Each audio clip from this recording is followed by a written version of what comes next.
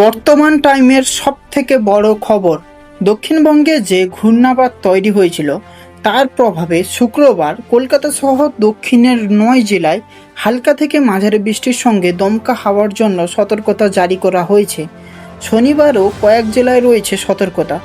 উত্তরবঙ্গে আপাতত ভারী বৃষ্টির কোনো সম্ভাবনা নেই, তবে দক্ষিণবঙ্গে এই ঘূর্ণাবাতের প্রভাবে ভারী বৃষ্টির সম্ভাবনা রয়েছে। তো চলুন দেখে নিই আজকে শুক্রবার 10ই অক্টোবর কেমন থাকবে পশ্চিমবাংলা এবং বাংলাদেশের আবহাওয়া, সাথে বৃষ্টির পরিমাণ কেমন থাকবে স্যাটেলাইট র্যাডারে। তবে র্যাডার চালু করার আগে তোমরা যদি এই চ্যানেলে নতুন হয়ে থাকো তাহলে অবশ্যই সাবস্ক্রাইব করে নাও, কারণ আমি নিয়মিত এই চ্যানেলে আবহাওয়া সংক্রান্ত সমস্ত প্রকার আপডেট দিয়ে থাকি। আর তোমরা কে কোথা থেকে দেখছো, তোমাদের জেলার নাম কি, সেই সমস্ত কিছু নিচে কমেন্টে জানাও এবং তোমাদের সেখানে আবহাওয়া কীরকম তা জানাতে ভুলবে না। এখন আমরা ওপেন করে নিয়েছি স্যাটেলাইট ভিশন, আর স্যাটেলাইট ভিশনে দেখতে পাচ্ছি বর্তমান পশ্চিমবাংলার প্রায় সমস্ত জায়গায় কিন্তু বিক্ষিপ্ত আকারে মেঘ রয়েছে। সেরকম ভারী মেঘ কিন্তু আমরা বর্তমান দেখতে পাচ্ছি না। খড়গপুর, কলকাতা এই সমস্ত জায়গায় মেঘ আছে, তবে তার পরিমাণ কিন্তু বিক্ষিপ্ত আকারে। তবে যদি আমরা নজর দিই দক্ষিণ বঙ্গোপসাগরে, তাহলে দেখতে পাচ্ছি দক্ষিণ বঙ্গোপসাগরে কিন্তু মেঘের পরিমাণ যথেষ্ট আছে। নিচের দিকে যদি যাই দেখুন দক্ষিণ বঙ্গোপসাগরে মেঘ কিন্তু যথেষ্ট পরিমাণ আছে, তবে পশ্চিমবাংলার উপরে সেরকম ঘন মেঘ দেখতে পাচ্ছি না। ঠিক সেই রকমই বাংলাদেশের যদি র্যাডারে নজর দিই তাহলে দেখছি বাংলাদেশে প্রায় বেশিরভাগ জায়গায় বিক্ষিপ্তভাবে মেঘ রয়েছে, কিন্তু এই মনমোহন সিংয়ের দিকে একটু মেঘের পরিমাণ একটু বেশি আছে।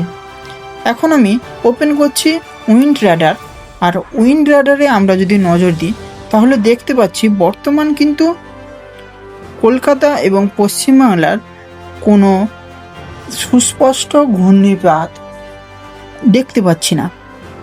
তবে দক্ষিণ বঙ্গোপসাগরের দিকে নজর দিলে আমরা দেখতে পাচ্ছি দক্ষিণ বঙ্গোপসাগরে কিন্তু হাওয়ার গতিবেগ একটু বেশি আছে, সাথে কিন্তু কোনো ঘূর্ণাবাত আমরা কিন্তু বর্তমান টাইমে নজর দিতে পাচ্ছি না।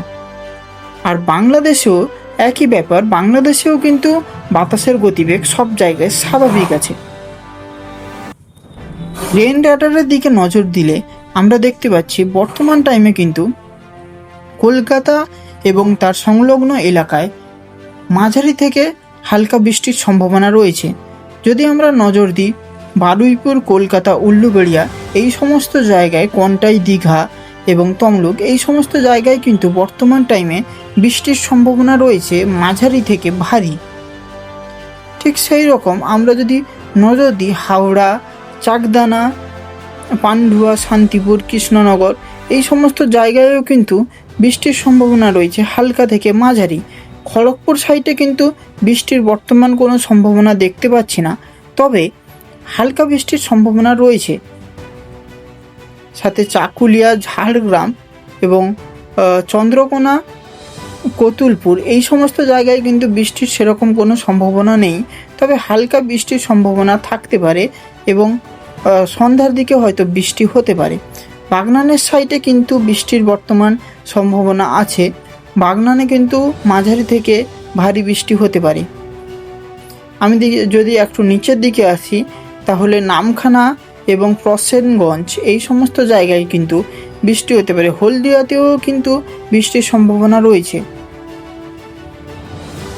এখন আমি যদি নজর দিই বাংলাদেশের ম্যাপে, তাহলে বাংলাদেশে দেখতে পাচ্ছি শ্যামনগরে কিন্তু বর্তমান মাঝারি থেকে ভারী বৃষ্টির সম্ভাবনা রয়েছে, সাথে সাথিরা এবং শ্রীকান্তপুর এই সমস্ত জায়গায় কিন্তু বৃষ্টি হতে পারে। মংলা, খুলনা, টুঙ্গিপাড়া এই সমস্ত জায়গায় বৃষ্টির সম্ভাবনা রয়েছে। বাংলাদেশে কিন্তু প্রায় অনেকটা জায়গায় বৃষ্টির সম্ভাবনা রয়েছে, যতটা না পশ্চিমবাংলায় আমরা দেখতে পাচ্ছি। পশ্চিমবাংলায় বিক্ষিপ্ত আকারে বৃষ্টি দেখতে পাচ্ছি, শুধু কলকাতা এবং এই দীঘা আর তমলুকের সাইডে বৃষ্টি একটু বেশি হতে পারে, কিন্তু বাকি সমস্ত জায়গায় উত্তরবঙ্গে আমরা যদি একবার নজর ফেলি উত্তরবঙ্গে কিন্তু সেরকম বৃষ্টি আমরা দেখতে পাচ্ছি না।